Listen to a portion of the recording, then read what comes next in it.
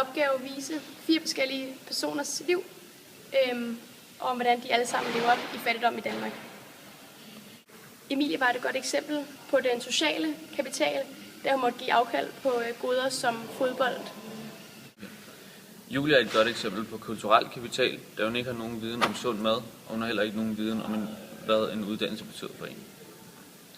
Frederik er et typisk eksempel på en mønsterbryder, som har brudt sig ud fra sin negative sociale arv og kommet i uddannelse. Til sidst har vi Mads, der er kommet i så stor gæld, at han ikke har viljestyrke til at komme ud af sine problemer.